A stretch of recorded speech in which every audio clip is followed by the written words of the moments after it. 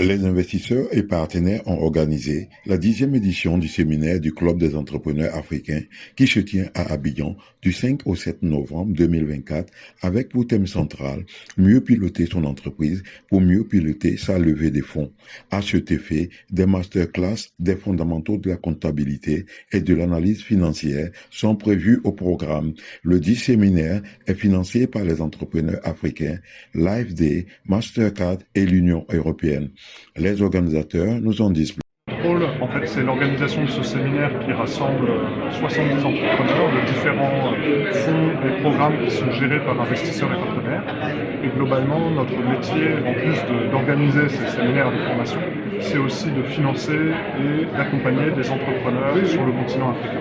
Donc ces séminaires, si vous voulez, ils offrent des possibilités non seulement de formation pour ces entrepreneurs, qui doivent gérer au quotidien des sujets qui vont du marketing aux ressources humaines, à la comptabilité, à la vente. Et c'est impossible, si vous voulez, d'être spécialiste de chaque sujet. Donc ça donne la possibilité de donner la parole à des experts qui vont donner une formation à ces entrepreneurs et donc renforcer les capacités de ces entrepreneurs. Mais je crois qu'au-delà de la formation, ce qu'on cherche à travers ce séminaire, c'est vraiment que les entrepreneurs se rencontrent entre eux, qu'ils puissent sortir un petit peu de ce qu'on appelle la solitude de l'entrepreneur, où ils doivent gérer au quotidien énormément de sujets.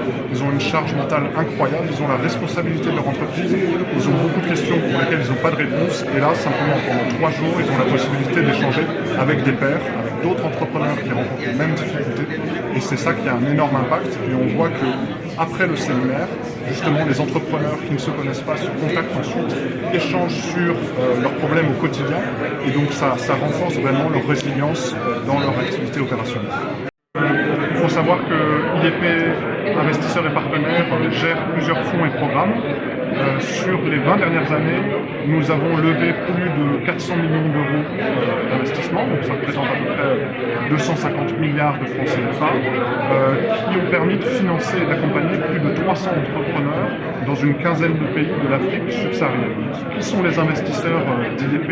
Eh bien, il y en a de différentes sortes. Il y a d'abord le secteur privé africain, des assurances, des entreprises de télécommunications, des banques, des hommes et des femmes d'affaires africains, mais également des organismes de développement, comme l'Agence française de développement, l'Union européenne et les agences de développement allemandes, également américaines. Et nous avons également des fondations qui viennent financer ces programmes, puisque notre activité se situe un peu à la frontière entre le capital investissement et le monde de l'impact. C'est-à-dire qu'on cherche à travers les outils du capital investissement à créer de l'impact en même temps que de la performance économique à travers la croissance des entreprises financières. On a une population qui est colossale, on a 1,5 milliard d'habitants. Je parle à l'échelle du continent, on a des besoins colossaux. Je le disais tout à l'heure dans mon préambule lors du séminaire qu'effectivement, est-ce que vous saviez que désormais le numéro 1 mondial de la tchéké, qui est le plat traditionnel ivoirien et qui est consommé dans toute la sous-région, est chinois? Oui. Donc la question qui se pose, c'est comment ça se fait que même le plat traditionnel ivoirien qu'est la tchéké doit être produit en Chine. Ça veut dire quoi? Ça veut dire qu'on a un sujet de manque d'ambition collective. Et cette ambition collective, on peut la résoudre. Il y a 2 facteurs principaux. Un, c'est les financements. Aujourd'hui, sans financement, il faut monter des usines d'ampleur, parce que le besoin il est colossal. Les petits ateliers de cosmétiques, les petits ateliers agroalimentaire ne suffisent plus. Les besoins du continent sont tels qu'il faut une agro-industrie de masse. Et pour ça, il faut des financements. Et après, au-delà des financements, ce qu'il faut, c'est que les entrepreneurs soient suffisamment ambitieux et que les entrepreneurs se mettent à rêver à l'échelle du continent. Donc, il faut qu'on arrête de penser petit et qu'on pense de plus en plus à l'échelle du continent. Ça, ce sont une des raisons qui nous poussent à organiser ce type de séminaire et à sensibiliser nos adhérents. Je dirais même qu'il y a 3 leviers. Il y a le levier du financement.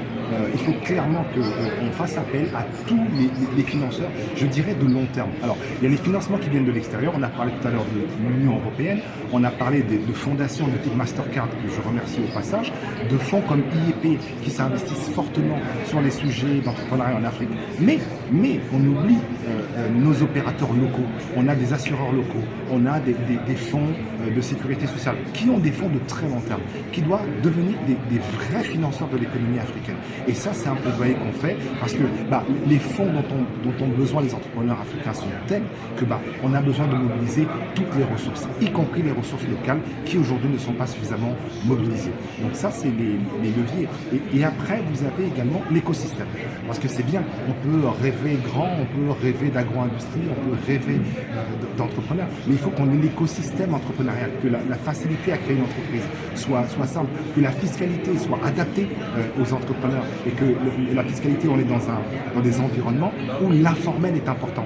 Alors si les seuls entrepreneurs qui réussissent à se formaliser, ils sont surtaxés par rapport aux entrepreneurs de l'informel, ça va poser une difficulté parce qu'ils seront les seuls à porter la charge. Donc l'idée, c'est plutôt d'avoir une fiscalité adaptée qui encourage le maximum d'entrepreneurs africains à se formaliser pour qu'on puisse tous collectivement contribuer à l'économie de nos pays. Aujourd'hui, l'Afrique a besoin d'un maximum d'entrepreneurs et notre objectif au sein du club, c'est d'encourager les jeunes Africains à entreprendre parce qu'en réalité, une partie de l'avenir du continent est dans les mains des entrepreneurs et des entrepreneurs africains. Le capital a été sélectionné par Investisseurs Partners pour le contenu scientifique du séminaire des entrepreneurs. Et ce contenu scientifique va s'articuler autour des sessions de formation. Le thème principal de cette session de formation, c'est mieux piloter son entreprise et mieux préparer sa levée de fonds. Donc pour mieux piloter son entreprise, on va partager avec les participants les bonnes pratiques en matière de gestion financière et de pilotage de la trésorerie. Et également, pour mieux préparer sa levée de fonds, on prévoit l'organisation d'un panel qui va permettre aux acteurs de terrain, qui va permettre aux personnes qui pratiquent la levée de fonds tout le temps, et également permettre aux entrepreneurs qui ont déjà réussi cet exercice. Tout ce beau monde va partager son expérience avec les participants, de sorte à ce que les participants puissent ressortir de la salle avec les bonnes pratiques, ce qui est recommandé, ce qui n'est pas recommandé, et l'état psychologique qu'il faut avoir pour préparer cet exercice de levée de fonds. Alors, pour revenir sur le volet des masterclass, on aura en fait 2 masterclass qui vont s'articuler sur 2 thématiques. La première thématique, ça va être la gestion comptable financière et l'analyse financière. Donc, à partir de cette thématique-là, on devrait être capable de permettre aux entrepreneurs de savoir mieux interpréter les états financiers, donc tirer de ces états financiers les informations clés, les informations les plus importantes pour pouvoir prendre des décisions de gestion, des décisions stratégiques éclairées. Le deuxième masterclass va s'articuler sur la thématique de la prévision de trésorerie, donc de la gestion de trésorerie. L'objectif, c'est de permettre aux dirigeants de PME qui participent à ce séminaire de pouvoir, à partir d'un plan de trésorerie, anticiper les difficultés financières de l'entreprise et prendre des mesures pour résoudre ces problèmes avant que ces problèmes ne puissent apparaître. Donc, connaître les déficits que l'entreprise pourrait avoir dans le futur et anticiper sur les plans d'équilibrage possibles qu'on pourrait engager pour éviter que l'entreprise soit dans une situation de cessation de paiement. Donc, voilà un peu autour des thèmes autour desquels va se bâtir le contenu scientifique, mais tout ça aussi va être corroboré par une étude de cas qui permet aux dirigeants de PME, bien qu'ils ne soient pas forcément financiers, de pouvoir mettre la main à la tâche, de pouvoir eux-mêmes analyser, interpréter des états financiers et restituer le résultat de leur travail. Donc voilà un peu l'ensemble des sessions de formation que nous allons avoir pendant cette formation.